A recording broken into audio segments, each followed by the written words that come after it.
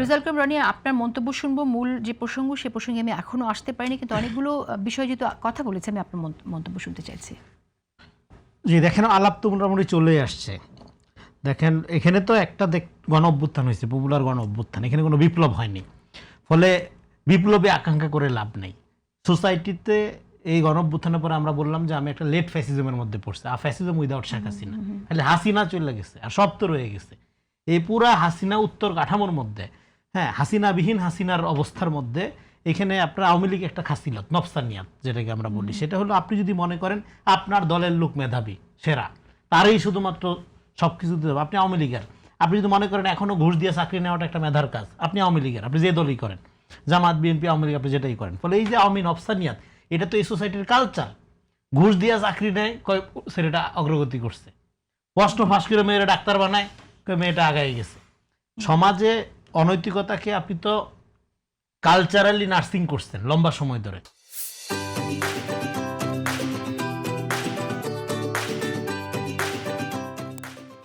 এরকম একটা সোসাইটিতে গণ অভ্যুত্থানের পরে সবচেয়ে বড় অবদান হলো তারেক রহমানের লিডারশিপ। সাউথ এশিয়াতে টপ ডেমোক্রেটিক লিডারশিপ। নরেন্দ্র মোদীর কথা এটা না বলি, হ্যাঁ, ট্রাম্প সামনে বসে বলছে যে দেখতে দেওয়া যায় ফেরেস্তা, কিন্তু আসলে ঘূর্ণি। পাকিস্তানের অবস্থা আপনি জানেন। ফলে বাংলাদেশে এখানে বিপুল ভোটে নির্বাচিত এতদিন এই একটা লম্বা ফ্যাসিজমের পরে একটা ডেমোক্রেটিক লিডারশিপ আমরা পাচ্ছি, যে লিডারশিপের কথা এখানে আশরাফ কায়সার রাইটলি বললেন, যে আমরা যেটা বলছিলাম যেটা তারেক রহমান ডক্ট্রিন, একটা ভ্যালুজ উনি ক্রিয়েট করতে চান। আইন কে মানবে? জনগণ না, অথরিটি আগে। ট্রাফিক সিগন্যালে কে দাঁড়াবে? প্রধানমন্ত্রী আগে। এইটা উনি একটা তারেক রহমান একটা চ্যালেঞ্জ আকারে হাজির হয়েছে। কার জন্য? প্রথমত তার নিজের দলের জন্য, নেতাকর্মী ক্যাবিনেট এর জন্য, এবং বিরোধী দল তো অবশ্যই।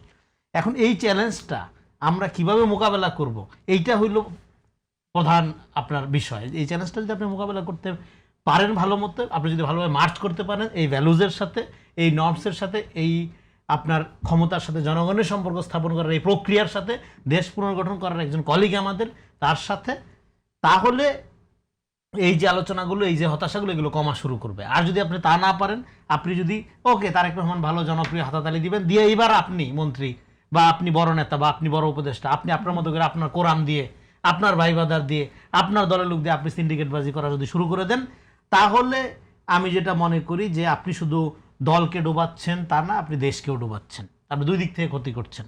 আপনি প্রথম কথা হলো আপনি যে কমিটমেন্ট গণ অভ্যুত্থানের পরে এবং তারেক রহমান আপনাকে যে দায়িত্ব দিয়েছেন, সেটাকে যেরকমভাবে আপনি ভুলণ্ঠিত করছেন, এবং বাংলাদেশের জনগণের সাথে আপনাকে যারা ইলেক্টেড করেছে জনগণ, তাদের সাথে আপনি প্রতারণা করছেন, এবং আপনার নিজের কেরিয়ার, কারণ এগুলো তো রেকর্ড থাকবে।